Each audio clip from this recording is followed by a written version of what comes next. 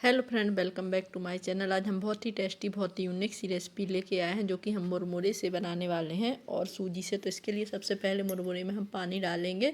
एक कटोरी मैंने मुरमुरा लिया है और इसमें पानी डाल करके इसको अच्छे से सोक करने के लिए थोड़ी देर के लिए इसको छोड़ दिया है। इसको अच्छे से इस तरह से दबा दें ताकि पानी पूरी तरह से सभी मुरमुरों में सोक हो जाए और सॉफ्ट हो जाए। तब तक इसको हम साइड में रख देंगे ताकि ये सोख हो जाए। इसको सोख होने में टाइम नहीं लगता है, 1 से 2 मिनट में ही ये सोख हो जाता है। जब तक हम मिक्सी का जार लेंगे और उसमें कुछ चीज़ें ऐड कर लेंगे, जिसमें मैंने ऐड किया है 1 हरी मिर्च।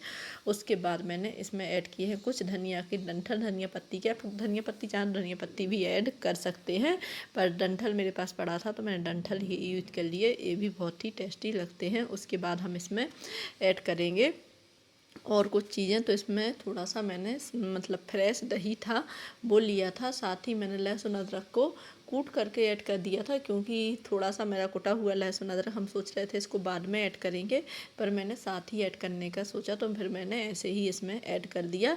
और उसके बाद मैंने फ्रेश दही लिया है। दही आपके पास हो फ्रेंड तो आप इसमें ऐड करिए, नहीं तो पूरी तरह ये ऑप्शनल है। आपके पास ना हो तो आप इसको स्किप भी कर सकते हैं। तो 1 चम्मच मैंने इसमें लिया है। उसके बाद मैंने मुरमुरे का पानी निकाल करके इनको ऐड कर दिया है। तब तक मेरे पानी भी, आप चाहें तो पहले इसको ऐसे चला सकते हैं, पर मैं इनको साथ में ही पीसने वाली थी तो मैंने इसको मुरमुरे का पानी निकाल के इसको ऐड कर दिया। उसके बाद मैंने क्या किया कि फ्रेंड इनको ना बिना सूजी मिलाए हुए पीसने का कोशिश किया, पर ये नहीं पिसता है, ज़्यादा बारीक नहीं हो रहा था।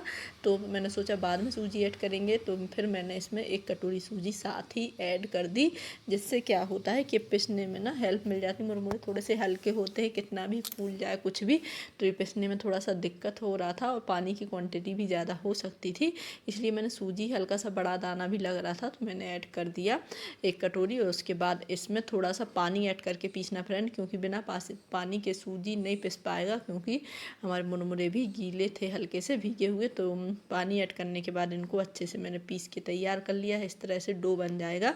फिर डो को हम एक बॉल वगैरह में निकाल लेंगे। साथ ही मेरी रिक्वेस्ट है फ्रेंड कि वीडियो पसंद आए तो वीडियो को लाइक और चैनल पर नए हैं तो सब्सक्राइब करके बेल आइकन को प्रेस कर दें और कमेंट करके ज़रूर बताएं कि आप मेरी रेसिपी कहाँ से देख रहे हैं और आपको मेरी रेसिपी कैसी लगती है।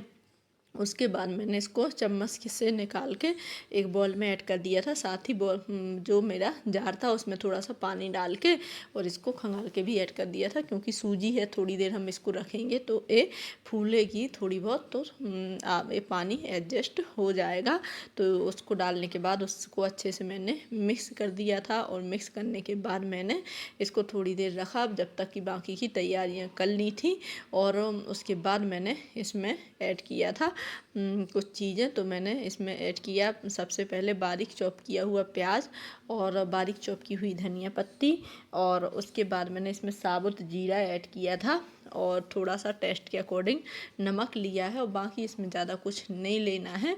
आप चाहें तो कलौंजी या फिर और भी चीज़ें इसमें ऐड कर सकते हैं, वो आपके ऊपर है, या टमाटर सब्जियां भी कुछ ऐड कर सकते हैं, पर मैंने ज़्यादा कुछ इसमें ऐड नहीं किया था। मैं इस रेसिपी में बस बेसिक सी चीज़ें जो किचन में हमारे नॉर्मली होती हैं वही मैंने ली हैं और बहुत ही हेल्दी एंड टेस्टी ये रेसिपी मैं बनाने वाली हूँ।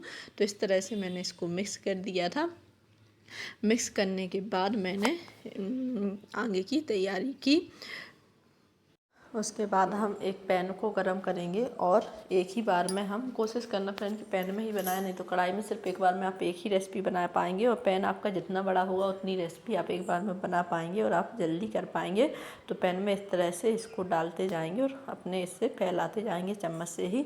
बहुत ही टेस्टी बनती है, बस आप साइज अपने अकॉर्डिंग छोटा बड़ा कर सकते हैं। बहुत ही हेल्दी भी होती है और टेस्ट तो इसका लाजवाब होता है। बस आप इसको स्टेप बाय स्टेप फॉलो करें और बनाएं तो बहुत ही परफेक्ट बनती है। साथ ही वीडियो को लाइक करके चैनल को सब्सक्राइब करना ना भूलें, और पलटने में भी बहुत ही आसान होती है। तो इस तरह से आप इसको उलट पलट के अच्छे से सेंक लें जब तक ये अच्छे से अंदर तक नहीं सिक जाती है। और सभी को सेंकने के बाद जैसे ये सिक जाएगी तो आप इसको सेजवान चटनी या कोई भी चटनी के साथ खाइए फ्रेंड्स, सॉस के साथ खाइए, बहुत ही टेस्टी लगती है। पर कमेंट करके ज़रूर बताइएगा कि आपको रेसिपी कैसी लगी और आप मेरी रेसिपी कहाँ से देख रहे हैं। साथ ही अपने फैमिली एंड फ्रेंड के साथ शेयर करिए और बरसात के मौसम में इसी तरह मज़ेदार रेसिपी का आनंद लेने के लिए मेरे चैनल को सब्सक्राइब करके बेल आइकन को प्रेस करें। Thank you.